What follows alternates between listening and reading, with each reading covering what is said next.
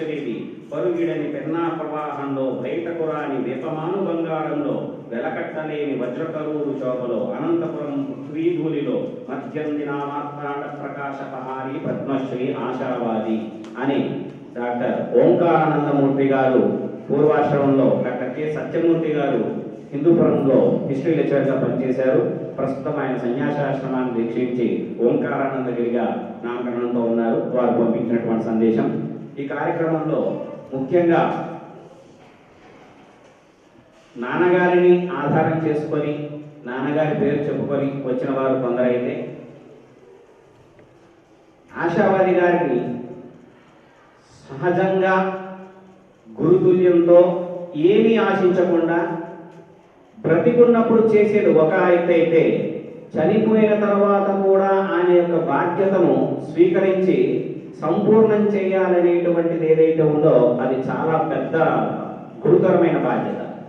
ఆ బాధ్యతను మాకన్నా కూడా, నిజం చెప్పాలంటే మాకన్నా కూడా, ఎందుకంటే మేము కూడా కొంత సంశయిస్తున్నాం కొన్ని రకాలైనటువంటి ఉద్యోగ బాధ్యత నిర్వహణలో అటు కొట్టు విట్టాడుతూ. కానీ మమ్మల్ని అందరినీ కూడా ఈ కార్యక్రమానికి కాస్త ఉద్యుక్తులు చేసినటువంటి వారు, ఈరోజు ఈ కార్యక్రమంలో విజయరైతే ఆశావాది అనేటువంటి గ్రంథం బయటికి రావడానికి మూలమైనటువంటి వారు, ప్రతి పుస్తకానికి కూడా తమ వంతు బాధ్యతగా స్వీకరించడమే కాకుండా ఇది నా బాధ్యత, ఇది నేను చేయవలసినటువంటి నా కర్తవ్యం, మీరు చేసినా చేయకపోయినా నేను చేస్తాను, మీ నాన్నగారి కార్యక్రమం మీరు చేస్తారా లేదా మీ ఇష్టం, బట్ మా గురువు గారి కార్యక్రమానికి కావాల్సినటువంటిది ఏదైతే నేను మాట ఇచ్చానో ఆ మాట నేను తప్పకూడదని చెప్పి కరెక్ట్గా ఈ రోజుకి పుస్తకాన్ని బయటకు తీసుకొచ్చినటువంటి వారు అన్నమరాజు ప్రభాకర్ గారు. అంటే ఒక మనిషి బ్రతికున్నప్పుడే మనం ఏమి కృతజ్ఞతాభావం పెద్దగా చూపడం తక్కువైపోయినటువంటి కాలం. ఇక చనిపోయిన తర్వాత వదిలేస్తారు. అది తండ్రినైనా సరే, చుట్టాలైనా సరే, ఎవరైనా సరే వదిలేయటం అనేటువంటి గురువులను కూడా పక్కకు పెట్టేసేటువంటి కాలం ఇది. కానీ ఏ రకంగానూ ఏమీ కాదు. కానీ ఆయన గుర్తు పెట్టుకొని, ఇదిగో నాన్న మీ నాన్నగారు చనిపోకముందు నాకు అప్పచెప్పినటువంటి కాగితాలు, ఈ కాగితాలన్నీ ఒక పుస్తకంగా వేయమని నాకు బాధ్యత పెట్టారు. అది ఎలాగైనా సరే నాన్నగారి యొక్క జయంతి సభకు నేను తీసుకొని రావాల్సిన బాధ్యత నా మీద ఉంది, నేను తయారు చేస్తున్నాను అని మమ్మల్ని అనుక్షణం ముందుకు వచ్చి నడిపించినటువంటి వారు, ప్రోత్సహించినటువంటి వారు అన్నమరాజు సార్ గారిని ప్రధాన వక్తగా ఈరోజు ఆహ్వానించడం జరిగింది. సార్ గారిని ప్రసంగించవలసిందిగా కోరుతున్నాను.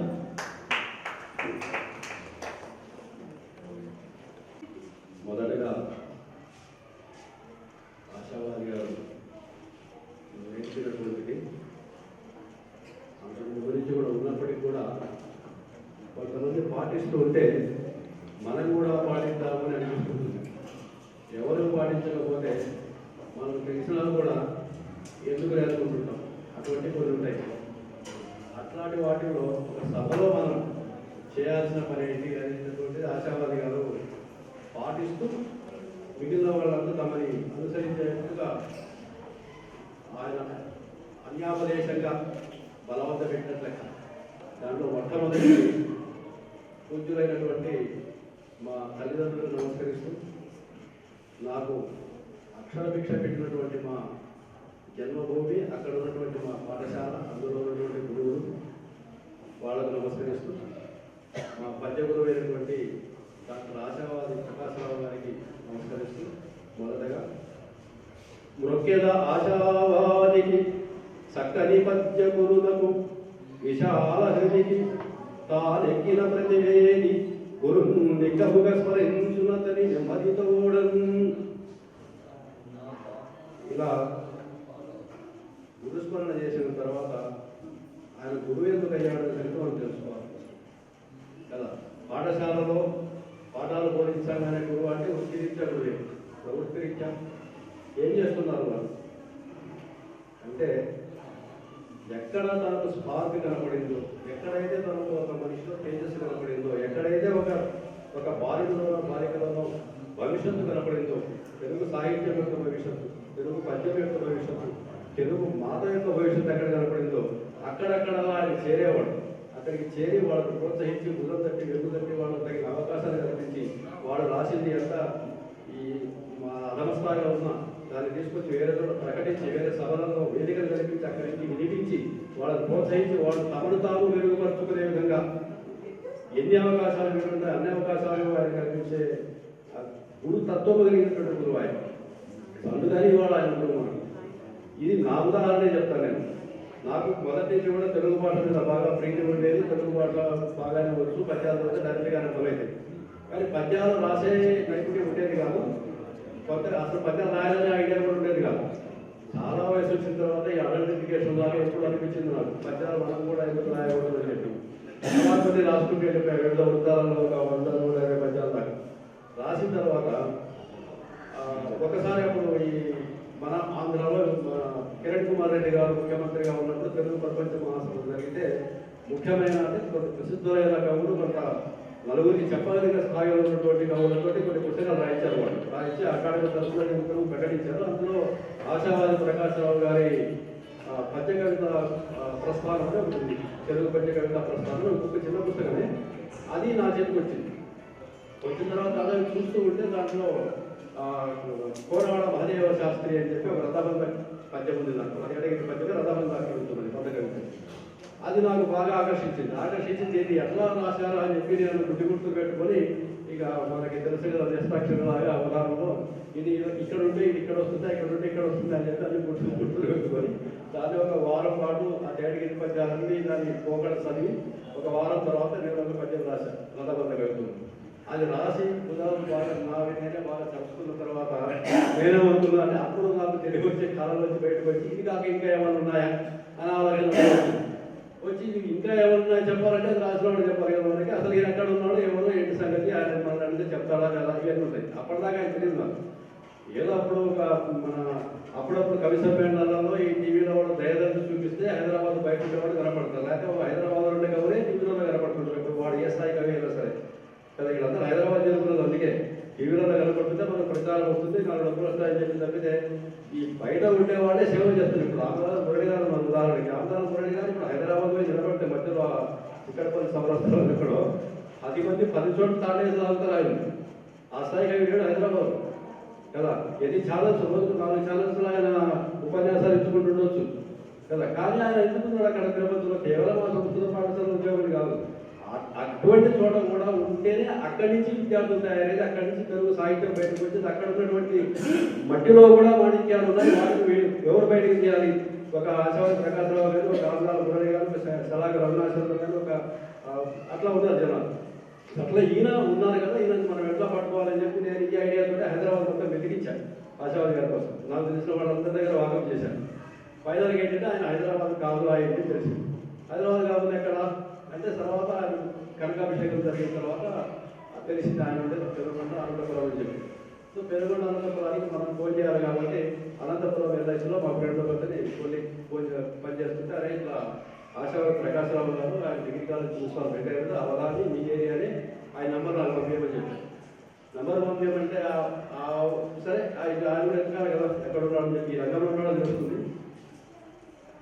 ఒకరోజు పొద్దున్నే నాకు తెల్లవారులో ఇద్దరు పోతున్నా ఫోన్ పోయింది ఇదేంటమ్మా ఎవరు ఫోన్ కొడుతున్నారు ఇంత పొద్దున్న పక్కన అనుకున్న అందుకని ఫోన్ చేస్తే ఆ ఫోన్లో పేరెంట్ నెంబర్ ఉంది. అది ఎవరైనా ఫోన్ చేస్తున్నారు కదా మన ఫోన్కి వెళ్తున్నారు. ఫోన్ చేస్తే ఎవరైనా మాట్లాడితే నేను ఆశావాది ప్రకాశరావు నేరుగా ఆయనతో మాట్లాడాల్సిన ఆయన నాతో మాట్లాడబెట్టి రివర్స్లో ఉంది అనుకొని సరే అప్పటికే సమాధానం చెప్పిన తర్వాత నేను ఫలానా మన పేరు మన విహారీ గారు అని చెప్పి ఆయన గీతారామాయణ మీద రాసుకున్నాడు. ఆయన 7,000 పద్యాలతో దాని యుద్ధకాల సమీక్షను అనుభవించారు. నేను తెలుగు యూనివర్సిటీలోకి వస్తాను ఫలానా ఏనాడు అని చెప్పి కలవమని చెప్పారు. కలిసి ఎందుకైనా మంచిది ఇప్పుడు మనం కూడా ఈ పద్యాలలో దిగాం కాబట్టి కొన్ని చూపిద్దామనే ఉద్దేశంతో నేను కొన్ని ఒక 50 పద్యాలు చేతిలో అది కాగితాలు రాసుకొని అక్కడికి వెళ్ళి అది కలిసిన తర్వాత పాపం అక్కడి నుంచి నాకు మొదలైంది అసలు మనుషులు ఎట్లా ఉంటారో లేదు. నన్ను చూసిన తర్వాత నేను నమస్కారం అంటే ప్రభాకర్ రావు సార్ మీరు అన్నారు ప్రభాకర్ రావు గారు మొత్తం పేరుతో తర్వాత అప్పటికి వాళ్ళకి అర్థమైంది పరిస్థితి. లోపలికి వెళ్ళిన తర్వాత ఆయన కూర్చున్నాడు, నన్ను పక్కన కూర్చోబెట్టుకున్నాను. ఎంతమంది ఎంతెంత పెద్దగా వచ్చి పలకరించినా కూడా ఆయన ఉన్న చోటు నుంచే మాట్లాడుతున్నాడు తప్పితే నా పక్క నుంచి ఎవలేదు. ఆయన నాతోటే మాట్లాడి నా వివరాలు మొత్తం కనుక్కుంటున్నాను. చివరి దాకా కూడా నేను చిన్నప్పటి నుంచి ఏ పుస్తకాలు చదివాను, నన్ను నేనేం గ్రహించాలి ఏం గ్రహించలేదు ఏం చేసి ఇట్లాంటి వివరాలన్నీ ఆయన పేరు డయాస్ మీదకి పెంచేదాకా ఆయన నా పక్కన కూర్చొని వివరాలు మొత్తం సేకరించుకుంటాను. తర్వాత మళ్ళీ అది అయిన తర్వాత మళ్ళీ దివచనాపకరం సన్మానం చేస్తారు. అది అయిన తర్వాత దివచనాపకరం వస్తుంది. మీరు రాసిన పద్యాలు ఏదన్నా చేయండి అంటే నేను సరే ఆల్రెడీ రెడీ కాబట్టి ఆ కాగితాలు ఇచ్చాను. నేను 2-3 పనుల మీద వచ్చానండి, ఊరికి వెళ్ళిన తర్వాత చూసి పంపిస్తానండి అన్నాడు ఆయన. నేను అనుకున్నా ఇంకేదో బస్సులో చేసేస్తున్న బయటకు అనుకున్నాను. వాళ్ళకి తెలియదు కదా మనిషి ఎవరైనా అంతే కదా. ఇప్పుడు 2-3 పనుల మీద వచ్చానాయా ఊరికి వెళ్ళి చూస్తారంటే ఊరికి వెళ్ళి ఏం చూస్తారు, వాళ్ళకి చూస్తే ఎక్కడ ఉండాలి అంటారు కాదు. కరెక్ట్గా 15 రోజుల తర్వాత నాకు ఒక 17 పుస్తకాల ప్యాకెట్లు, దాంట్లో నేను రాసించినటువంటి కాగితాల కట్ట, పద్యాల కాగితాల కట్ట వచ్చినాయి పార్సల్ వచ్చి. దాంట్లో ఆ పద్యాలనే ఆయన దిద్ది ఎక్కడెక్కడ నేను ఏమేమి తప్పు చేశాను, ఎక్కడ ఎలా చెప్తే బాగుంటుంది, ప్రకటన విధానం ఎట్లా ఉండాలి, అసలు పద్య నిర్మాణం ఎట్లా ఉండాలి, ప్రతిదీ ఆయన ప్రతి పద్యం కింద రెడ్డి ముందు అంతా రాసుకుని వచ్చి మీరు ఈ పుస్తకాలు చదవండి, దీంట్లో ప్రాచీన కవుల గ్రంథాలు లేవు, ఈ కొత్త ఆధునికంగా రాసిన వాళ్ళే ఉన్నాయి, ఇప్పుడు పద్యం ఎట్లా చెప్పాలని సరే మీకు తెలుస్తుంది అని చెబితే ఫస్ట్ చదవండి, తర్వాత మీరు ఇంతకుముందు చదివండి, మళ్ళీ రెండోసారి చదవండి పద్య నిర్మాణ దృష్ట్యా అని చెప్పి ఆయన ఆ రోజు నుంచి ప్రతిసారి మనకు టెలిఫోన్లో కూడా మంచి చేసుకుంటూ వచ్చాడు. అట్లా ఆయన ఒకళ్ళ మీద దృష్టి పట్టి ఇందాక మన మురళిగా ఉన్నట్టు వాడు లైఫ్లో పైకి వచ్చినట్టే. ఆ కవితా రంగంలో సాహిత్య రంగంలో ఎవడన్నా ఉండి ఆశావాది గారి దృష్టికి వస్తే, అతనికి శ్రద్ధ ఉంటే అతను ఎవరు ఆపలేదు. ఉదాహరణకి ఆయన పరిచయం అయిన తర్వాత నేను ఇప్పటికీ 4 గ్రంథాలు రాశాను, ఇంకొక 4 పుస్తకాలు ఉన్నాయి ఆఫర్లో కదా. ఇది మరి ఎట్లా సాధ్యమైంది? 10 ఏళ్ల కిందట మనం అసలు రాయగలుగుతామా అనే పాయింట్లో ఉన్నాం కదా. ఇది ఆయన శిష్యులను చేరదీసే విధానం. ఇక్కడ ఉంది ఆయన గురుత్వం.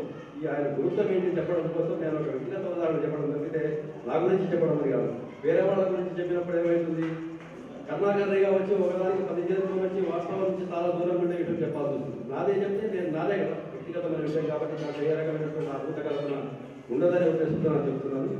రెండోది వచ్చేసి ఆయనలో ఉండేటటువంటి వినయం అస్పష్టమైనటువంటిది. ఇందాక మన మురళి గారు అన్నట్టు సహస్రావధానం చేసిన వాళ్ళు ఉన్నారు, విశ్వసహస్రావధానం వాళ్ళు ఉన్నారు, 5 సహస్రావధానాలు ఉన్నారు, ఇంకా ఆయన 18 మంది పెట్టుకొని దిగుతా ఇవన్నీ రకరకాలు చేసిన వాళ్ళు ఉన్నారు. మరి ఎందుకంటే ముందు లేదా తర్వాత లేదా కదా ఉన్నారు. మరి ఇంతమందిని వదిలేసి ఎందుకు వారికే వచ్చింది అంటే చాలా లక్షణాలు ఉండేవాళ్ళు వారిలో పద్మశ్రీకి సంబంధించినటువంటి ఆయనలో ఉండేటటువంటి వినయం అన్నిటికంటే.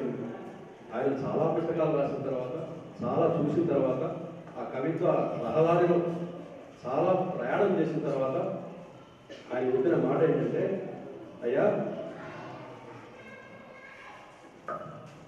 తెలివను వేణి లేని ఎడల ధృతుడనై హరించి పొంగి ఉజ్వలమతులైన పండితుల పదపరాగము సోకినంతనే తెలియగలట్టిదెంత కలదేని అచ్చరి పొందినాడ నా తెలివికి సానబెట్టగల తీరుల కైజపిందు మౌనినై. ఏమంటారంటే అయ్యా తెలివి లేని రోజులలో నన్ను మించిన వాడు లేడని చెప్పి నేను చాలా అహంకారంగా మరించి తిరిగారని చూసినట్టు.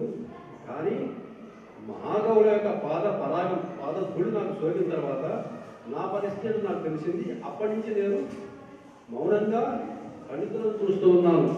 ఈ మౌనిని అనే పదం వాడడం చాలా కష్టం, మధ్య మొత్తం కూడా రాదు. ఈ మౌనిని అని ఎవరికి వాడు చెప్పుకోవడం చాలా కష్టమైన విషయం. నేను చాలా మౌనంగా ఇలా చూస్తున్నానయ్యా పండితులందరినీ కూడా.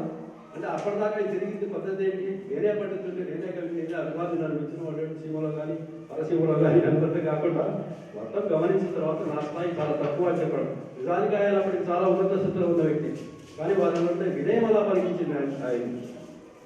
అట్లా ఆయన అంటే గురుభక్తి కేవలం వినయం కాదు, శిష్యవాత్సల్యం మనం ఇందాక చూసాం, గురుభక్తి చూసాము. శిష్యవాత్సల్యం ఇంకొక మెయింటైన్ అంటే నాకు ఒక శిష్యుడు ఉన్నాడు, మనదే ఒక ఇదంటే మరొకటి అయినా కదా. అతన్ని నేను పద్య ప్రక్రియలో ఒక 5 ఏళ్ళ నుంచి పట్టుకొస్తున్నాను, బాగా పద్యం రాయగలుగుతున్నాను. ఏనాటికైనా అతను అవధానిగా చూడాలని చెప్పి నాకు ఉంది ప్రభాకర్ రావు గారు. సరే కానీ నాలాంటి నన్ను మించిన నాకంటే పూర్వజులైనటువంటి శిష్యుడు ఆంధ్రాల మురళి గారు సాకారం చేశారు. దాంట్లో మన అమ్మాయి లక్ష్మీ మానస చెయ్యి కూడా చాలా ఉంది. అందరు కలిసి దాన్ని ఆశావాది గారి పరంపర పోకుండా నెక్స్ట్ తరం కూడా తయారైంది. అట్లా ఆయన 4 తరాలను అందించాడు సరస్వతి మాత కదా. అది మనం గమనిస్తాం. అప్పుడు ఆయనతో ఉన్నవాడు కొంతమంది ఇంకొక సమీరులా గారు చెప్పి రాలేదు ఈరోజు రాయబారు ఆంధ్రాల మురళి గారు నేను అవధానిస్తే నేను అవధాని కాదనుకోండి. పక్కన సాహిత్యం చిరంజీవి నల్లా చక్రవర్తుల సాహిత్యం నెక్స్ట్ జనరేషన్ రాయలేదు. అతని వయసు 17 ఇంకొక 50 ఏళ్ళు ముందు అవధానం చేస్తాడు కదా. సో అట్లా మనం శిక్షావాత్సల్యం గురుత్వం అనేది చూసాం, దాంట్లో వినయం చూసాం.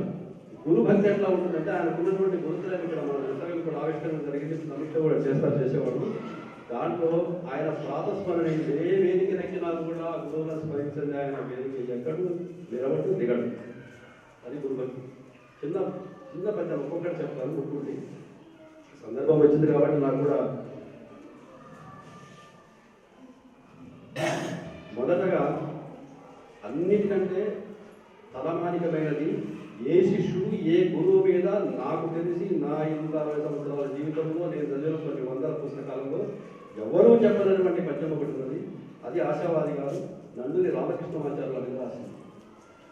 నన్ను మేల్పాదున పెట్టి దోహదములుగా వించి నిర్మోసి పూజిన కంకుంచు ప్రమోదముంది విమలాశీర్వాదముంచు ప్రాకృత కుంకోసి శరీరమిచ్చిన హెచ్చుంగారు. మత్పద్య గుచ్చనిగాయమును రామకృష్ణ కవితాచార్య గ్రహింపంగనే వెరుపు తీగలని ఒక కావ్యం రాశాడు. దాన్ని ఆయన వీధికి అంకితం ఇచ్చారు. అంకితం ఇస్తూ అయ్యా చాలామంది గురువులను చూసాం, చాలామంది శిష్యులను చూసాం, రకరకాల పరంపరలు చూసాం, కానీ ఒక రైతు, ఒక తోటమాలి ఒక విత్తనాన్ని తీసుకొచ్చి ఒక నేలను చదువు చేసి దాన్ని నాటి నీళ్లు పోసి దోహదాలు చేసి ఎప్పటికప్పుడు ఎరువులు వేసి అవన్నీ ఎన్నికైన సమారాలు వేసి దాన్ని అంటుకట్టి తీగని తీసుకొచ్చి పైకి పందిరి వేసి అది పూలు పూస్తే చూసి చాలా ఆనందపడేటటువంటి గురువుకు నేను నా శరీరాన్ని పోసి ఇచ్చినా కూడా తక్కువే. ఎంతకంటే ఎవరైనా చెప్పదు. అదే అనుకుంటున్నాను. ఇది ఈయన ఏదో పుస్తకంలో రాసుకుని పెట్టుకున్న పుస్తకం కాదు, పని పుస్తకంలో మాత్రమే రాసింది కాదు. ఈయనకు కొప్పరకు సోదర కావాల సన్మానం జరుగుతున్నప్పుడు ఆ విశాఖపట్నంలో డయాస్ నుంచి చెప్పిన విషయం అది కదా. ఇంకో ఏ ఫౌండేషన్ సార్, అది యాదగడ్డ వాళ్ళ ఫౌండేషన్ ఒకటి, ఆ ఫౌండేషన్ డయాస్ నుంచి చెప్పింది. అది మీరు ఎక్కడ డయాస్ కూడా ఈ పద్యమైన తప్పకుండా చెప్పది ముందుకోడు. కాట్లగడ్డ కాదు, కాట్లగడ్డ ప్రీతింగ్ అది కాదు, ఆ యాదగడ్డ వాళ్ళ ముందు ఒకటి రాజ్యలక్ష్మి గారు సార్ ఏదో ఫౌండేషన్ ఉంది, అది దాని పేరు ఉత్తరవాడు ఉత్తర. అట్లా ప్రతి డయాస్ మీద నుంచి కూడా ఆయన, ప్రతి వేదిక మీద నుంచి కూడా ఆయన దీన్ని మైకులో చెప్తాడు. ఆయన మైకులో చెప్తూ అసలు ఆయన పద్యం చదివితే ఎంత బ్రహ్మాండంగా తెలుసు. ఈ బ్రహ్మాండత్వానికి ఆయన అవకాశం ఇవ్వడు. ఆయన దాంట్లో ఆయన ఫీల్ అయ్యేదే నోట్లోంచి బయటకు వస్తుంది. ఆయన మనసులో ఏ భావం ఉంటుందో అదే బయటికి పెళ్ళిపుతుంది తప్పితే ఈ పద్యం నేను భద్రంగా పాడాలని అనుకోవడానికి అలా వస్తుంది ఆ పద్యం బయటికి. నేను చాలా సందర్భాలలో గమనించేదాన్ని. లోకనాయక్ ఫౌండేషన్ అట్లా అదే పద్ధతిలో ఈ నండూరి వారే స్కూల్ వయసులో ఉన్నప్పుడు, కాలేజీలో ఉన్నప్పుడు మన ఆశావాది గారికి అయ్యా అవధానం చేయడం సమర్థత ఉంది, కథలన్నీ ఉన్నాయి ఆ పుస్తకాలు, సమర్థత ఉన్నది, నువ్వు నిషేధాక్షి నేర్చుకుంటే దాటేసినట్టే అని చెప్పి గాడేపల్లి వెంకటేశ్వరరావు గారికి నిషేధాక్షి నేర్చుకోని చెప్పాడు. సరే గాడేపల్లి వారు ఒక 6 నెలల సాహచర్యంలో ఈయనకి ఏం కావాలని చెప్పాడు, తర్వాత చెప్పాడు. కానీ 6 నెలలకే ఆయన చివరి దాకా గుర్తుపెట్టుకున్నాడు. కేవలం 6 నెలల శిక్షేపంతో చివరి దాకా గుర్తుపెట్టుకున్నాడు.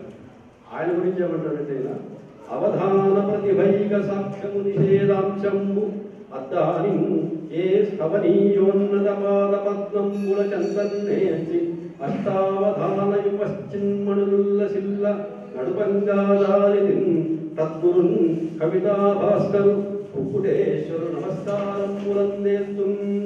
ఇది వారి గురించి చెప్పింది. చిన్నదే నేర్చుకున్నప్పటికీ కూడా ప్రధానమైన అంశము దాని గురించి ఆయన జీవితాలు దృఢపడి ఉంటారు.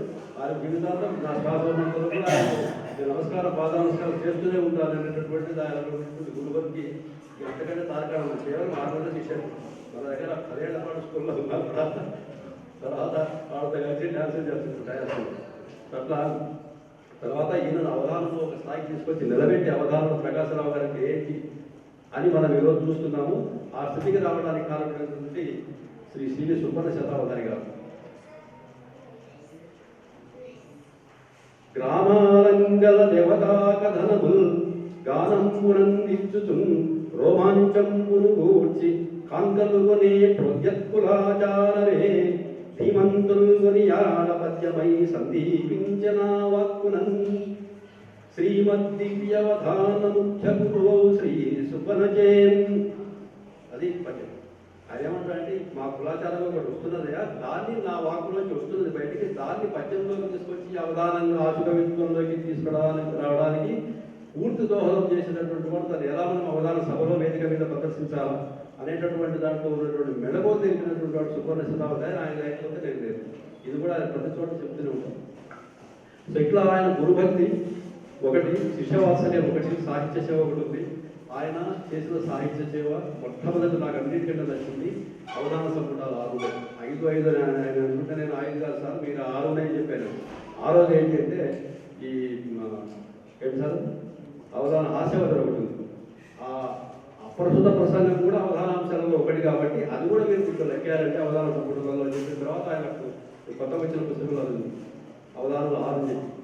అట్లా ఈ 6 సంపుటాలు ఆయన దాని మీద వేసినందు వల్ల ఆయన అనుభవాలు ఏంటి, ఆయన స్ఫూర్తితోటి ఇప్పుడు ఆయన అవధాన ప్రకాశం మురళి గారు వేసిన కొత్త పుస్తకం నేను ఇంకా చదవలేదు దాన్ని, కానీ ఆయన స్ఫూర్తితో వివరించింది.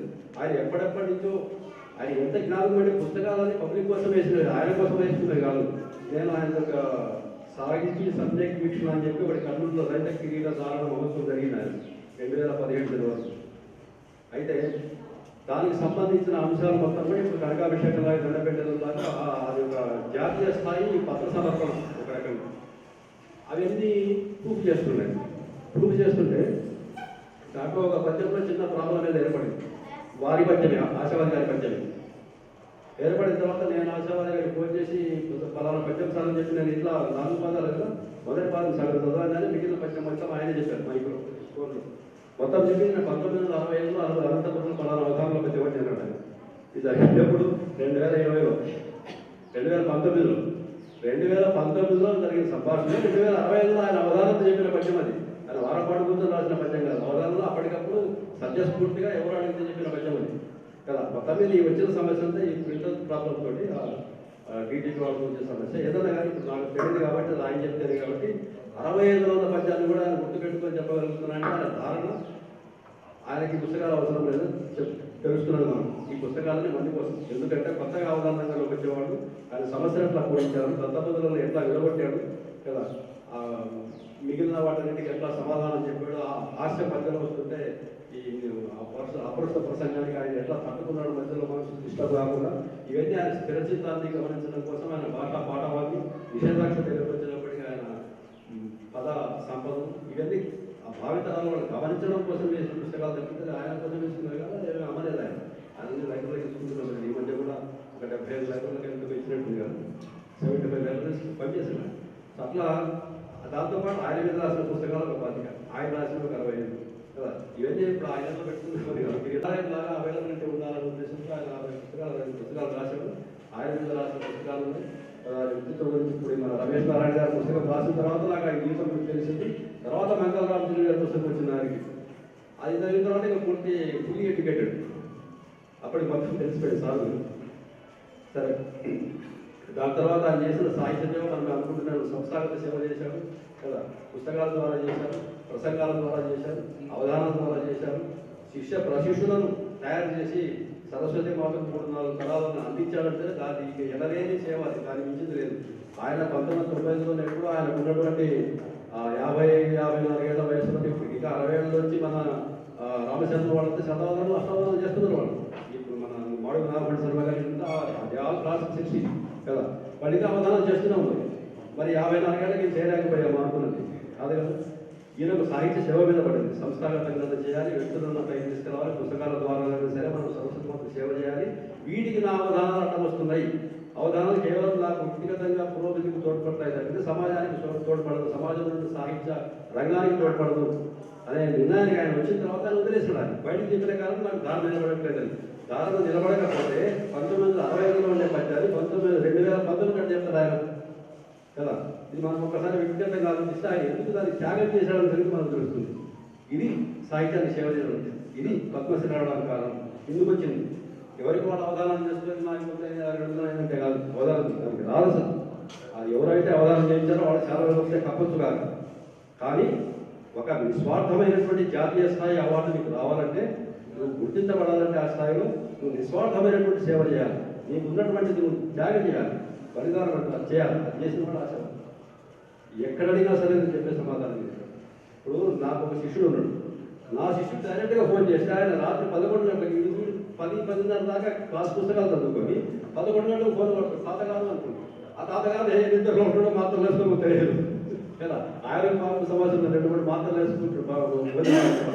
ఆయన ఫోన్ చేసి ఇప్పుడు అరగంట మాట్లాడి ఈయన ఉండే సమస్యలు మొత్తం తెలిసిన తర్వాత ఆయన చదువు కదా. వీడి తర్వాత ఆయన చదువు. ఆయనకేమవసరం? ఆ అబ్బాయి అనంతపురం మాట కదా. ఏ రకంగా ఇందాక ఆయన అంటే కులమా, గోత్రమా, ఊరా, ప్రాంతమా, లేకపోతే తెలిసిన వాళ్ళ అబ్బాయి కాదు కదా. ఎక్కడో హైదరాబాద్, ఎక్కడో ప్రభాకరం, ఆ ప్రభాకరం వాడెక్కడో కదా. ఇది సాహిత్య సేవ, ఇది శిష్యులు తయారైన ఇందుకు వచ్చింది ఆయన పద్మశ్రీ. అంతేగాని ఏదో అలా రాదు. ఆయన పొద్దున్న వచ్చిన కవితలు ఒకసారి విన్నానంట. కాగితాలు విన్నాను. ఉత్తరాయణం ఇచ్చేవాళ్ళు, దక్షిణాయనం ఇచ్చేవాళ్ళు, ఆ పద్ధతులు వేరు. ఆయనకు లేవు, ఉంటే ఆయన ఎక్కడ ఉండేవాడు. అసలు ఆయనకి అది ఉంటే ఆయన మొదటి ప్రయత్నంలోనే పిహెచ్డీ అయిపోయేది. ఆయనే చెప్పాడు నాకు వ్యక్తిగతంగా ఒకరోజు సమస్య ఇది అని. శలాక వాళ్ళు చెప్పారు. ఆయన ఎవరైతే వీరికి గైడో ఫస్ట్ మన ఆశావాది గారు థీసిస్ కూడా తయారు చేసుకున్నప్పుడు ఆయన గైడ్ ఎవరు? శలాక అవినాశమ్మ గారు. దాదాపు సబ్మిటెడ్ అది. ఈ సంవత్సరం మానేశాడు ఆయన. ఎందుకు? లౌక్యం లేక. ఆ లౌక్యం అంటే ఆరో తెలుగు యూనివర్సిటీ వాళ్ళు ఇచ్చే గౌరవ డాక్టరేట్ కాకుండా స్వతంత్రంగా సంపాదించిన శివ సుఖ శతావధాని గారి లాగా ఆశావాది ప్రకాశరావు ఎంఏ పిహెచ్డి డీలిట్ ఉండేది అవసరం కదా. అది లేదు. ఎందుకు లేదు? ఇది లౌక్యం లేదు. సింపుల్ అది కదా. అది లేకున్నా కూడా పద్మశ్రీ దాకా ఎగవాకంటే నేను నా దిష్టి తయారు నాకు అటాచ్మెంట్ పెట్టి నా అనుకున్నాం దాంట్లో 70 పైన ఉన్నాయని పురస్కారాలు. ఈ ఉభయ తెలుగు రాష్ట్రాలలో ఎక్కడే కూడా ఏ కవి పేరు మీద కానీ ఏ సాహిత్య సేవా సంస్థ కానీ ఏర్పాటు అయింది అంటే దానికి సంబంధించిన పురస్కారం ఆశావాది గారి దగ్గర ఉన్నది. ఏ బిరుదైనా వాళ్ళు పెట్టుకున్నారంటే దానికి సంబంధించిన బిరుదు ఆశావాది గారికి ఉన్నది. ఏ అవార్డు వాళ్ళు పెట్టుకున్నారంటే దానికి సంబంధించిన అవార్డు ఆశావాది గారికి ఉన్నది. ఎందుకు వచ్చినాయి? ఆశావాది గారిని స్మరిస్తే మన సంస్థ గౌరవం, ఆశావాది గారిని వరిస్తే మన బిరుదు గౌరవం, ఆశావాది గారిని కలిస్తే మనకే గౌరవం. ఇది పద్ధతి. ఆ స్థితిలోకి ఆయన ఎక్కడ పుట్టాడు, ఎక్కడికి వచ్చాడు కదా. ఢిల్లీ నుంచి ఢిల్లీ అనేది ఒక మాట ఉంది కదా. ఢిల్లీ ఏకలేదు చేరుకున్నది ఏ ఢిల్లీలో తీసుకురావడానికి. దీనికి విద్యార్థులందరూ ఇప్పుడు ఖాళీ చేశారు. కానీ ఉన్నప్పుడు నేను చెప్పాల్సింది ఏమైతుందంటే మనం ఎక్కడ పుట్టామనేది క్వశ్చన్ కాదు. Entry is not important, exit is important. మనం ఎలా వెళ్తున్నాం బయటికి, ఎక్కడ ఎంటర్ అయినా కేశవ స్కూల్ హాస్టల్ ఎంటర్ అయినా, ఇంకా పేరు పెరవరి ఇంకోటే చెప్తారు బెడుగుప్ప.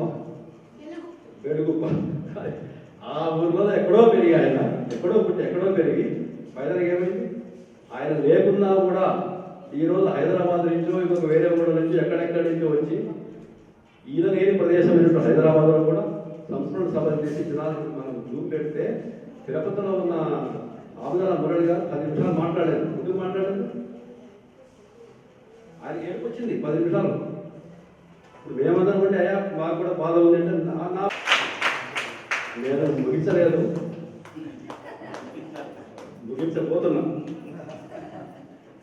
ఏంటంటే ఆశావాది గారే చెప్పినటువంటి ఒక పద్యం చెప్తాను. ఆయన కృష్ణదేవరాయని చెప్పాడు, నేను దాన్ని ఆశావాది గారికి చెప్పాను.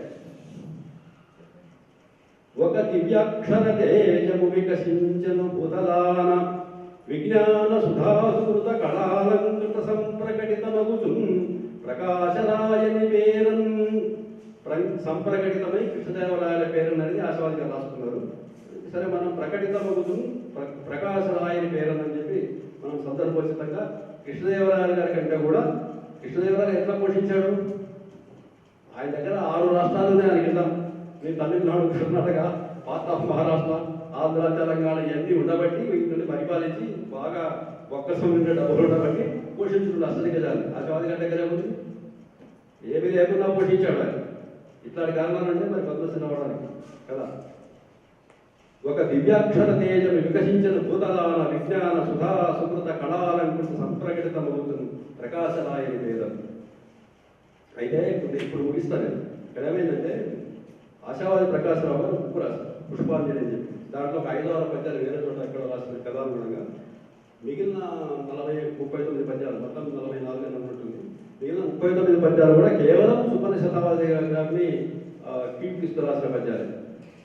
దాంట్లో ఒక పద్యం చివరగా ఉంది, ఫైనల్ టచ్ లాగా. అది ఆశావాది గారు భవిష్యత్తులో ఎవరైనా తన గురించి చదువుతారేమో అని అనుకున్నాడేమో నా ఒక దురాలోచన. ఎందుకంటే ఆయన ఎప్పుడు ఎక్స్పెక్ట్ చేయలేదు ఎవరో తనకు పొగడాలని చెప్పి. సరే దాన్ని ఉపయోగించుకొని ఆ పద్యాన్ని ఉపయోగించుకొని దాన్ని చదివి నేను ముగిస్తాను. ఉన్నంజాలు భవత్ సమీపమున అత్యుత్సాహమే పారగన్, ఉన్నంజాలు భవత్ సమీపమున అత్యుత్సాహమే పారగన్, విన్నంజాలు భవన్ మనోహర విన్యాస లీలాగతులు, విన్నంజాలు భవన్ మనోహర వజో విన్యాస లీలాగతులు, కన్నంజాలు భవత్ ప్రబంధ కవితా కల్పతృ సౌభాగ్యములు, కొన్నంజాలు భవత్ గురుత్వము యదన్ కొండాడు శిష్యత్వము. ఇది గురుత్వం. అయ్యా ఇవన్నీ నీ దగ్గర ఉంటే మాకు ఉత్సాహం వస్తుంది కదా, నీ మాటలు వింటుంటేనే మాకు ఉత్సాహం వస్తుంటుంది, నీ రచనలు చూస్తుంటే మాకు సౌభాగ్యాలు కలుగుతుంటాయి. నీ పేరు, నీ ప్రతిభ మేము మనసులో మెచ్చుకుంటుంటే చాలు, ఆ శిష్యత్వమే మాకు చాలు. ఇది ఆయన గురించి వారు రాసింది, వారి గురించి నేను చెప్పుకుంటుంది. ఇంతటితో ముగిస్తున్నాను. నమస్కారం.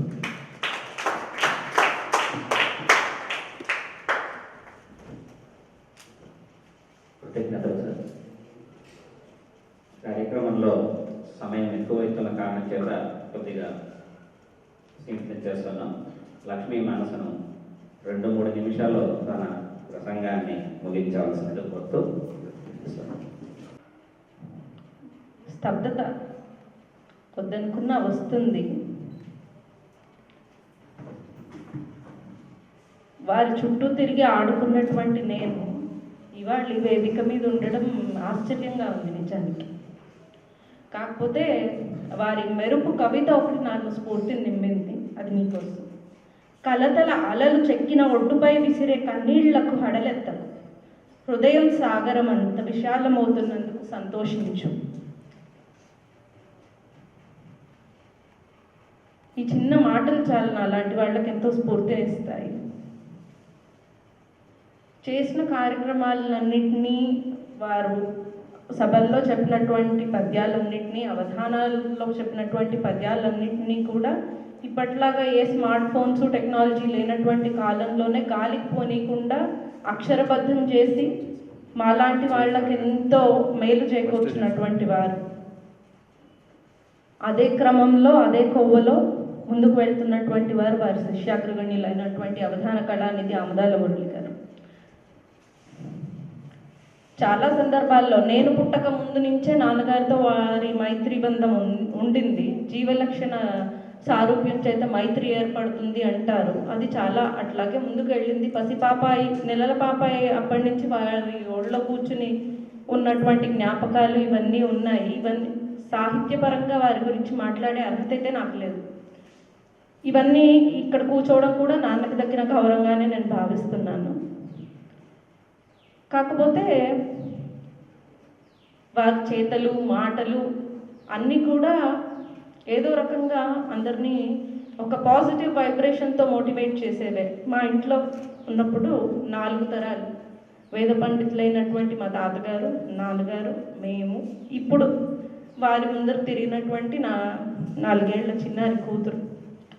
ఇంతమందికి వారి చుట్టూ తిరిగితే ఏదో ఒక పాజిటివ్ ఆరా, ఒక మంచి విషయం నేర్చుకుంటున్నాం. చాలామందికి ఎన్నో రకాలైనటువంటి సహాయం చేశారు నాన్నగారు కానీ, ఆశావాది గారు కానీ. కుడి చేతితో చేసే సహాయం ఎడమ చేతికి తెలియకుండా చేస్తారంటారు. అట్లా వారు బయటకు వచ్చి చెప్తే కానీ చాలా విషయాలు తెలియవు. ఇందాక మన యంగన్న గారు వారి పర్సులోంచి ఆ డబ్బులు తీసుకొచ్చినట్టు అట్లా నాకు కూడా ఎన్నో జ్ఞాపకాలు ఉన్నాయి వారితో. మామూలుగా భోజనం చేసేటప్పుడు మాట్లాడుకునేటప్పుడు నండూరి వారి పద్యాలు చెప్పేవారు. అమ్మ పొన్నగంటి కూర వండినప్పుడు, పొన్నగంటి కూర పోగు చూపును తెచ్చు, అంతకంటే మేలు అవిస ఆకు, తేనె తీర్చగల తిండి లోపము నెల్ల, ముసలితనము బాపు ఉసిరికాయ అంట. తెలియకుండానే ఎంతో సైన్స్ ఉంది దాంట్లో. ఇవి అన్ని రకాలుగా మా ఆలోచన సరళినే మార్చేస్తున్నాయి, ఒక మనిషిగా తీర్చిదిద్దినాయి.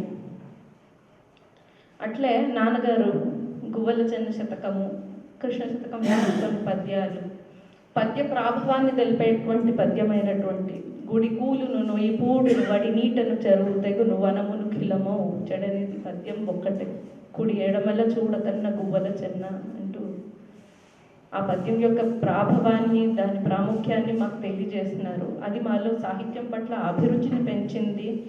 ఇట్లాంటి కార్యక్రమాలకి రావాలంటే ఒక శ్రోతగా రావడం నాకు చాలా ఇష్టం. ఒక మంచి అనుభూతిని నా వెంట నేను తీసుకెళ్తున్నట్టు చాలా హాయిగా అనిపిస్తుంది. దైనందిన జీవితంలో ఒక గృహిణిగా, ఒక ఉద్యోగిగా స్థిరపడినటువంటి నేను ఇవాళ శ్రీకళామంజరి అనే సంస్థను, దానికి వ్యవస్థాపక అధ్యక్షులైనటువంటి వారు నాన్నగారు గౌరవ సలహాదారుగా ఈనాటి వరకు కూడా ఇంకా మార్చడం జరగలేదు, ఆశావాది గారు అన్నారు. సో వారి మార్గదర్శనంలో ఎన్నో కార్యక్రమాలు జరిగాయి, అవధానాలు జరిగాయి, భాగవత సప్తాహాలు జరిగాయి. ఈ నేపథ్యం అంతా మొన్న జరిగిన కార్యక్రమంలో మాట్లాడాను. కాకపోతే నా దురదృష్టం ఏమిటంటే ఆశావాది గారు చేసిన ఏ అవధానము నేను చూడలేదు. నేను 9 ఏళ్ల వయసు ఉన్నప్పుడు వారు మానేశారు. కొంచెం ముందు పుట్టుంటే బాగుండు, కొన్ని విషయాలు తెలిసేవి అనిపిస్తుంది. కాకపోతే వారు చెప్పాలని మామూలుగా మాట్లాడే మాటల్లో ఉండేటువంటి విషయాలు కూడా అక్షరబద్ధం చేశారు. ఆ అలవాటు మా సుధామన్నయ్య కూడా వచ్చింది. అవధాన కౌముదిలో చాలా విషయాలు ఆ ముందు మాటలో వారు ప్రస్తావన చేశారు. మా శశాంక్ అన్నయ్యని చూస్తే మామయ్యని చూసినట్టే ఉంటుంది దాదాపు. ఇట్లా ఈ జ్ఞాపకాలతో ఒక మాట మాట్లాడడం అన్నా, ఒక అనుభవం పంచడం అన్నా ఇది కోకొల్లలు, గొంతు పెగలదు. వారు ఒక పురస్కార సభలో చెప్తున్నారు, ఒంటివాడ నేను ఉనికి సాహిత్యం తొల్లి కల సృజన తొలకి నేడు అక్షరాత్ములైన అందరూ నావారే. అట్లా ఎక్కడి రాయలసీమ, ఎక్కడి తెలంగాణలో నడిగడ్డలో ఉన్నటువంటి ఉమ్మడి మహబూబ్ నగర్ జిల్లాలోని షాద్నగర్, ఎక్కడి తిరుపతి, ఎక్కడి ప్రకాష్, ఎక్కడి గుంతకల్లు, ఇట్లా ఇంతమంది సుమాలనన్నింటినీ ఒక మాలగా వారు కూర్చి ఆ సరస్వతీదేవి మెడలో వేశారు. వీళ్ళందరి కలయిక మంచి కార్యక్రమాలు ఏర్పడడానికి దోహదం అవుతుంది. ఇదంతా ఇట్లా చేయగలగడం అది మామూలు విషయం అయితే కాదు. నాన్నగారు వారి పుస్తకంలో చాలా ప్రస్తావించారు ఆశావాది సాహితీ కుటుంబం నుంచి. అది గృహంతోనే మొదలైందని, అయినంత మాత్రాన అది ఇంట్లో జరిగే కుటుంబ సభ్యులు మాత్రమే చేసే కార్యకలాపాల గురించి మాత్రమే కాదు, ఇది చాలా విస్తృతమైందని. అట్లాగే వారి సంస్థాగత సాహితీ సేవను ప్రస్తావిస్తూ చెప్పారు, ఒకే మారు ఎన్నో సంస్థలకు తానే ఒక సంస్థగా పనిచేసి ఎన్నో కార్యక్రమాలను ముందుకు తీసుకెళ్ళినటువంటి ఘనత కూడా వారిదే. రచయితల హక్కుల కోసం చేసినటువంటి పోరాటాలు కానీ, ఇతరుల పక్షాన వారు నిలిచి వారికి అండగా ఉన్నటువంటి సందర్భాలు కానీ, ఇలా చాలా ఉన్నాయి. వారి అండతో పైకి వచ్చినటువంటి విద్యార్థులు చాలామంది ఉన్నారు. బయటికి చెప్పకపోతే చాలామందికి తెలియకపోవచ్చు, కానీ నేను వారి చుట్టూ తిరుగుతూ నా అనుభవంలో నేను చూసినటువంటి విషయాలే చాలా ఉన్నాయి. అందరినీ సమదృష్టితో చూడగలగడం వారికి ఉన్నటువంటి గొప్ప లక్షణం. చాలా సందర్భాల్లో చాలా విషయాలు మాటల్లో చెప్పేవారు. వారి సమస్య పూర్ణాలు కొన్ని అట్లా కంఠస్థమైపోయాయి మాకు. కొంచెం గట్టు నెక్కున్నట్టి సత్పథము మనము పట్టినప్పుడు గుట్టలె ఎదురైన పక్కకు నెట్టగలము, వట్టి కోరికలచే ఫలములు ఉట్టిపడునే. ఇది ఏ పరిస్థితులు వచ్చినా, ఎటువంటి పరిస్థితులు వచ్చినా దానికి మనం ఆపాదించుకొని అందులోంచి బయటపడగలిగేటువంటి ధైర్యము, స్థైర్యము అన్నీ చేకూరుతాయి. ఆ ఇదిలోనే భాగంగా సాహిత్య సేవ అంటారా, సాహిత్యంలో నాకు ఓనమాలు కూడా తెలియవు, అభిరుచి ఉన్నంత. కాకపోతే నాన్నగారు అవధానాల్లో పాల్గొనటం, ముఖ్యంగా ఆశావాది గారికి, ఆముదాల మురళి గారికి అప్రస్తుత ప్రసంగికులుగా వారే ఉన్నారు. చాలా రక్తి కట్టేది. కొన్ని చూశాను, కొన్ని చూడలేకపోయాను, ఆ భాగ్యం నాకు లేదు. కాకపోతే తప్పకుండా శిరోధారణ ఉంటాను. నమస్కారం.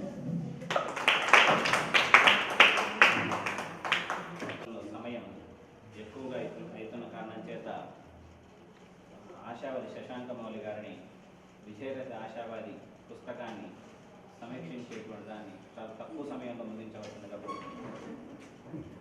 అలంకరించినటువంటి మా నాన్నగారి సమకాలీనులు, మిత్రులు, మా నాన్నగారి శిష్యులు, కుటుంబ సభ్యులు, ఆశావాది సాహితీ కుటుంబ సభ్యులు అందరికీ కూడా నమస్సుమాంజలి.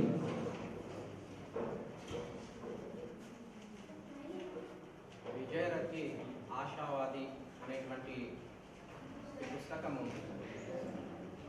240 పేజీల పుస్తకము. దీన్ని పరిష్కరించినటువంటిది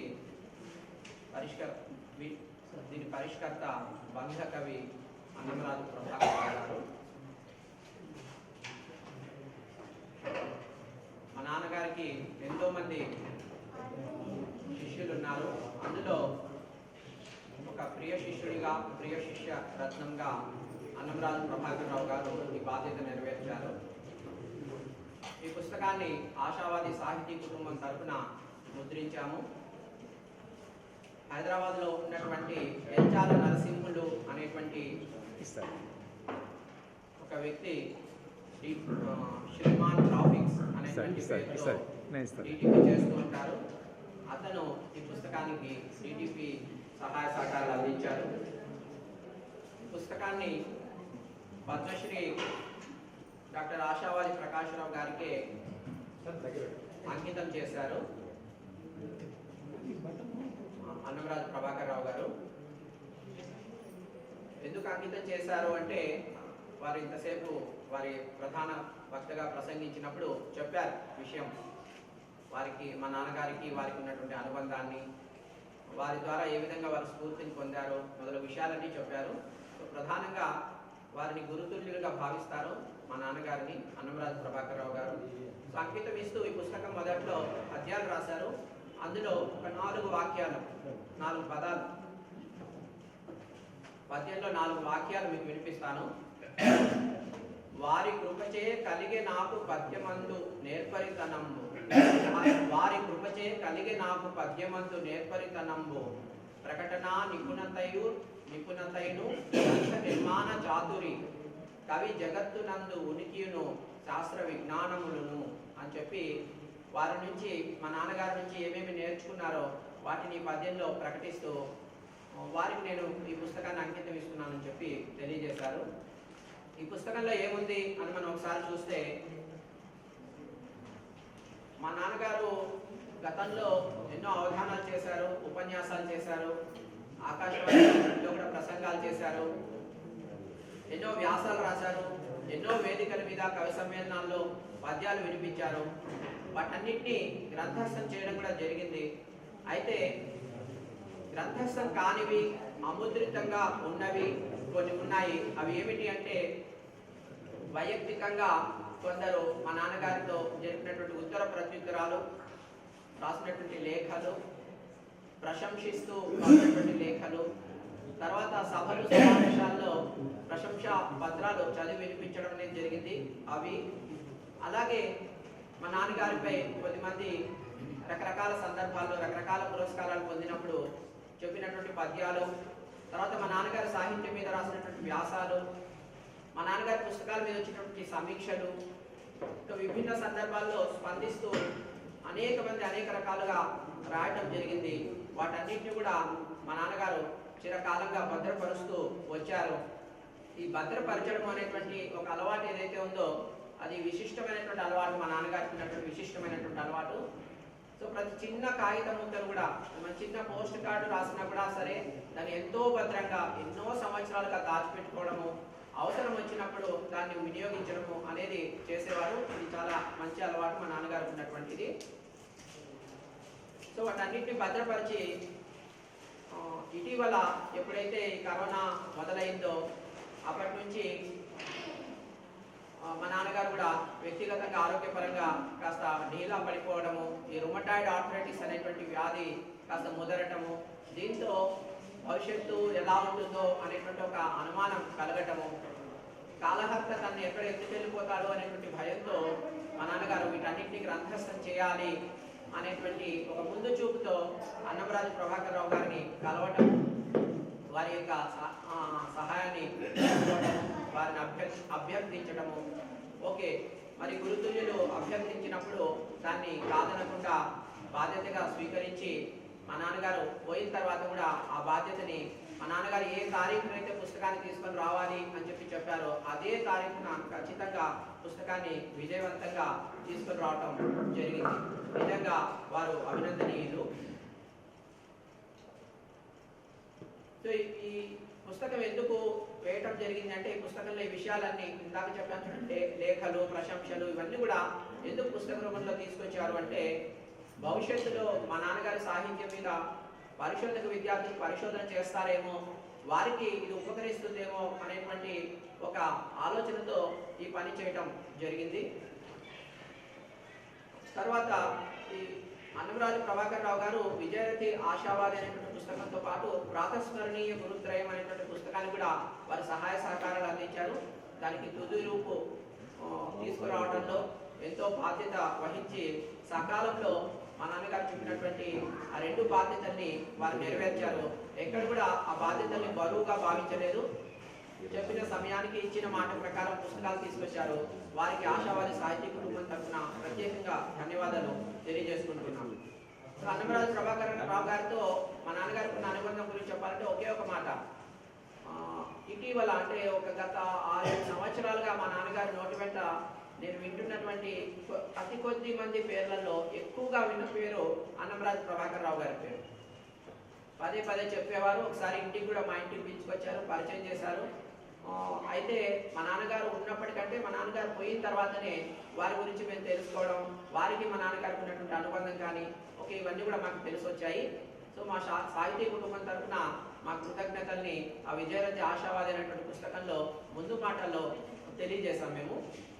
సో వీరి పుస్తకంలో మనసులో మాట తెలియజేశారు అన్నమరాజు ప్రభాకర్ రావు గారు, మున్నుడి రాశారు, తర్వాత పుస్తకాన్ని కూడా అంకితం ఇచ్చారు. ఈ పుస్తకాన్ని చదివితే ఏం తెలుస్తుంది పాఠకులకి, సాహితీ లోకానికి అంటే, మా నాన్నగారి వ్యక్తిత్వం, మా నాన్నగారి వైఖరి, వారి ఆలోచన సరళి, వారిలో ఉండేటువంటి ఈ మానవత్వము, మానవతా లక్షణాలు, వారు ఏ ఆదర్శాలనైతే వంట పట్టించుకొని జీవించారో ఆ ఆదర్శవంతమైనటువంటి జీవితము, క్రమశిక్షణకి మా నాన్నగారు ప్రాణం ఇస్తారు. సో వారి క్రమశిక్షణాయుతమైనటువంటి జీవితం గురించి, వారిలో ఉండేటువంటి ఔదార్యం గురించి, వారిలో ఉండేటువంటి స్వీయ నియంత్రణ పర్యవేక్షణ గురించి, వారిలో ఉండేటువంటి ప్రణాళిక బద్ధత గురించి, వారిలో ఉండేటువంటి సమర్థత గురించి, ఇలా అనేక విషయాలు పుస్తకం ద్వారా తెలుసుకోవచ్చు. ఇంకా గురువుల పట్ల ఉండేటువంటి భక్తి, శిష్యుల పట్ల ఉండేటువంటి వాత్సల్యం, వారిలో ఉన్న శిష్య సంపద, వినయ సంపద, వినమ్రత, కరుణా సంపద మొదలగు విషయాలన్నీ కూడా పుస్తకం ద్వారా తెలుసుకోవచ్చు. వారు ఏ విధంగా ఎంతో మందికి ప్రేరణ అందించారు, ఏ విధంగా వారి జీవితం కానీ వారి మాటలు కానీ ప్రబోధాత్మకంగా ఉంటాయి, వారిలో ఉండేటువంటి విశిష్టత ఏంటి, ప్రత్యేకత ఏంటి, ఏ విధంగా వారు అందరికంటే భిన్నంగా ఉంటారు, వారిలో ఉండేటువంటి గురుత్వం ఏంటి, ఇట్లా అనేక విషయాలు ఈ విజయరథి ఆశావాది అనేటువంటి పుస్తకం ద్వారా మనం తెలుసుకోవచ్చు. అలాగే ఎంతో మందితో మా నాన్నగారికి ఉండేటువంటి మానవ సంబంధాలు, ఆ సంబంధాన్ని వారు ఏ విధంగా ఆజీవన పర్యంతం కొనసాగించారు అనేటువంటి విషయాలు, ఇంకా ఎంతమందితో ఏ విధమైనటువంటి బంధం ఉంది, బలమైన బంధము, దృఢమైన బంధము ఉంది, తర్వాత వీరి సాహచర్యం ఎలా ఉండేది, అమృత సాహచర్యం ఎలా ఉండేది ఇతరులతో, అలాగే వీరికి ఆత్మీయ పరిచయం ఎవరెవరితో ఉండేది, తర్వాత వీరి ప్రేమాభిమానాలు, వీరి పాండిత్యము, వీరు చేసిన సాహితీ సేవ, సమాజం పట్ల వీరికి ఉన్నటువంటి నిబద్ధత మొదలగు అనేక విషయాలు, అలాగే మా నాన్నగారు ఎదుర్కొన్న అవమానాలు, వారు చేసిన ఆత్మగౌరవ పోరాటాలు, ఇవన్నీ కూడా ఈ విజయరథి ఆశావాది అనేటువంటి పుస్తకాన్ని చదివితే తెలుస్తాయి. కాబట్టి సాహితీ లోకం ఈ పుస్తకాల్ని చదివి ఆదరిస్తారని, సగౌరవంగా ఆదరిస్తారని, అలాగే గర్వంతో తమ వెంట కావ్య సౌరభాన్ని తీసుకెళ్తారని ఆశిస్తూ నాకు ఈ అవకాశం ఇచ్చినటువంటి ఆశావాది సాహితీ కుటుంబానికి ధన్యవాదాలు తెలియజేస్తున్నాను.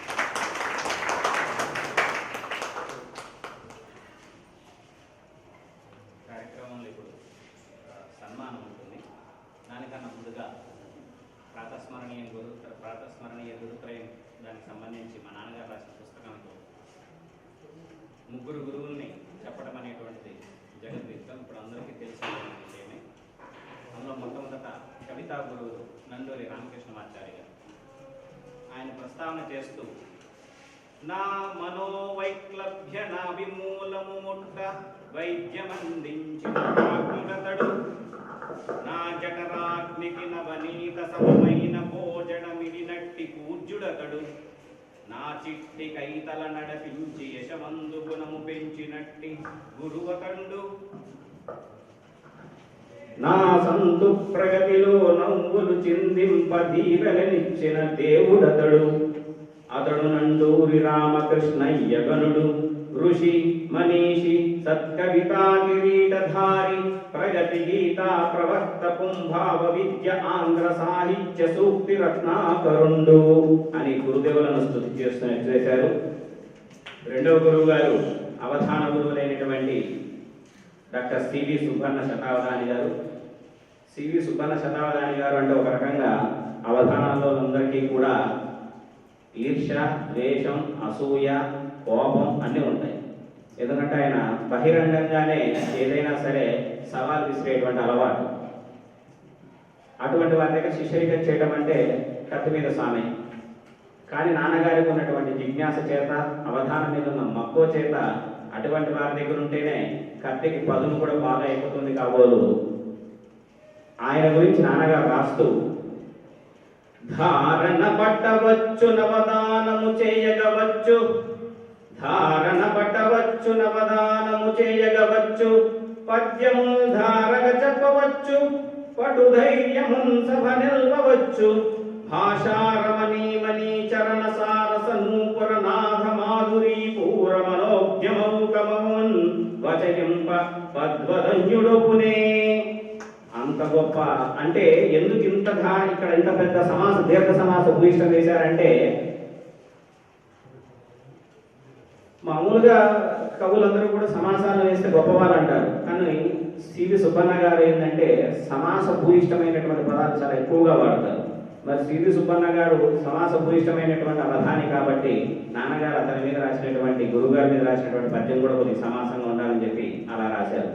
అంతటి సివి సుబ్బన్న శతావధాని గారు ఎంత మృదు హృదయులంటే పల్కు శస్త్రతుల్యంబునైవరలుగాక, పల్కు శస్త్రతుల్యంబునైవరలుగాక, మనసు మాత్రము నవనీత మధురమగును, మద్గురుత్తమండవధాన మార్గదర్శి సుబ్బనార్యుల వారికి జ్యోతిలిడదా.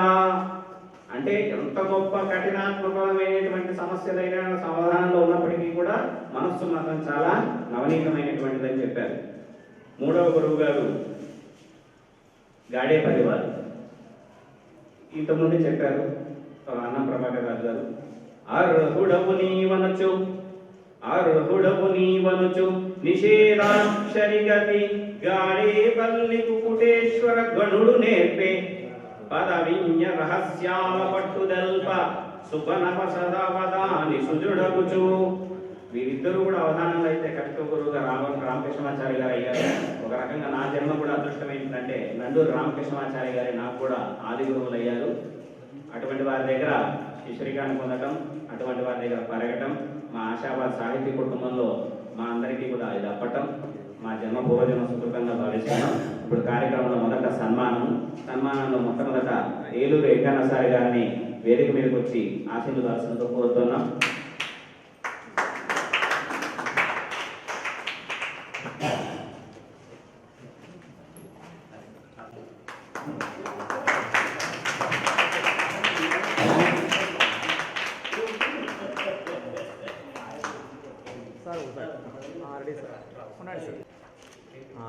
వెయిట్ సార్, అలాగే ఉండండి సార్, అలాగే ఉండండి. వీడియో రికార్డ్ అట్లే ఉన్నాడు అట్లే ఉన్నాడు. ఓకేనా?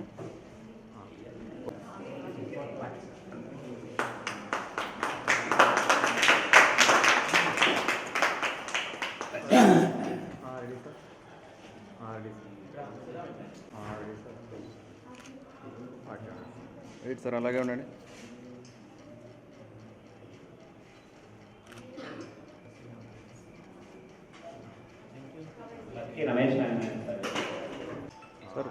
సార్ వెయిట్ సార్, అలాగే ఉండండి.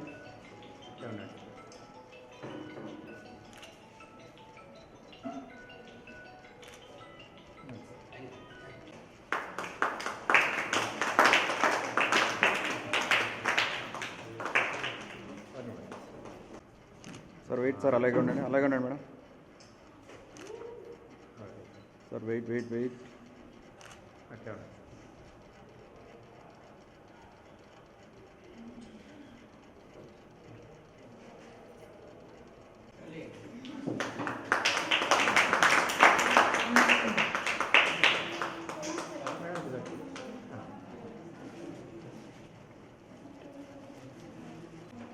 రెడీ సార్, అంతా వస్తారు sir. Wait sir, wait sir, అలాగే ఉండండి. Wait wait wait. అట్లే ఉండండి.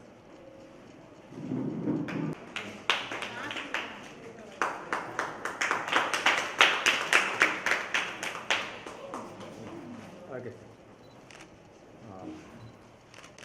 వెయిట్ సార్, వెయిట్ సార్, అలాగే ఉండండి. అట్లే ఉండండి బాబు.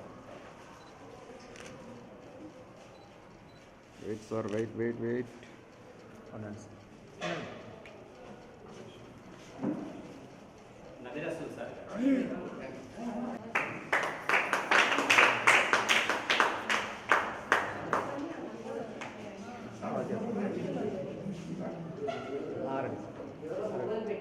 Ready sir.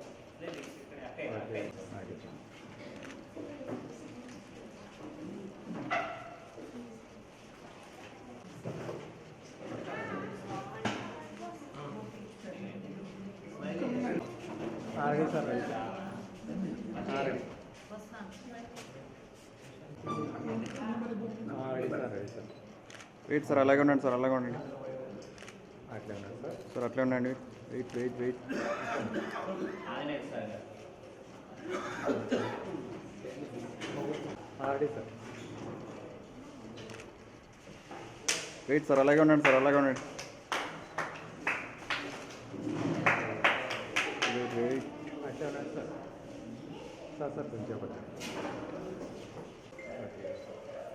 వెయిట్ సార్, అలాగే ఉండండి, అలాగే ఉండండి madam.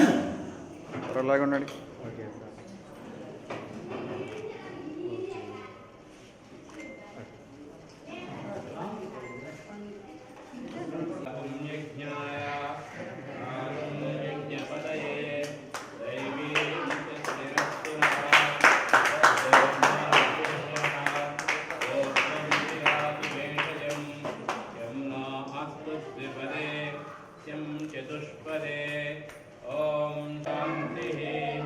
Wait sir, wait sir, wait wait wait.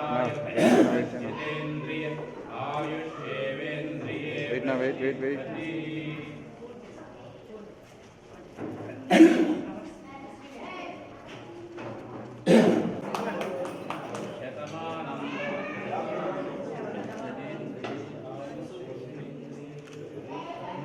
Madam okay madam. Madam wait sir, wait sir, అలాగే ఉండండి. Ready sir.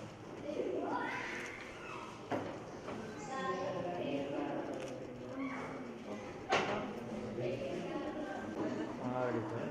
Wait sir, wait sir, అలాగే ఉండండి సార్.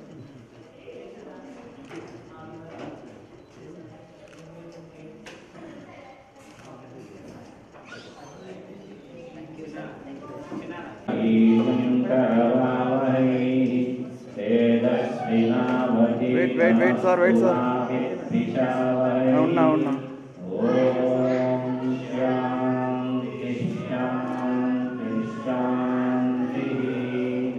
మా అభ్యర్థన నుంచి సుదూర ప్రాంతాల నుంచి కష్టం అనుకోకుండా వచ్చినందుకు గాను మీ అందరికీ కూడా మా ఆశల సాహిత్య కుటుంబం తరఫున కృతజ్ఞతాభినందనలు. అలాగే నదిరసులు సార్కి, అడ్వకేట్ అయినటువంటి రామ్ కుమార్ సార్ గారికి, మీడియా వాళ్ళకు చాలామంది వచ్చారు. కార్యక్రమం ఆలస్యం అవడం వల్ల వెళ్ళిపోయారు. వాళ్ళందరికీ కూడా మా ఆశా సాహిత్య కుటుంబం తరఫున కృతజ్ఞతలు. ప్రతి ఊర ప్రాకునటుల చేసి ఉత్తమ పదికులయ్యకుడు పేరుందుడయ్య ప్రేమించు నిమ్మకుడు నిజము పేరు తల్లిగనను పెందులు విను చేరు నిజము.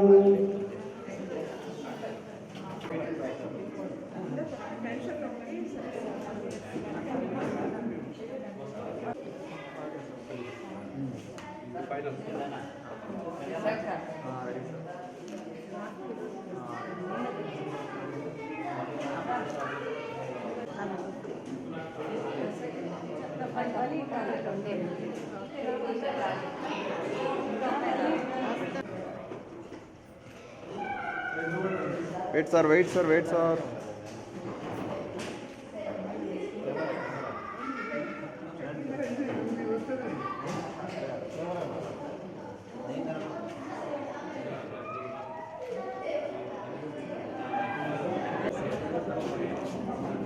Wait sir wait sir wait wait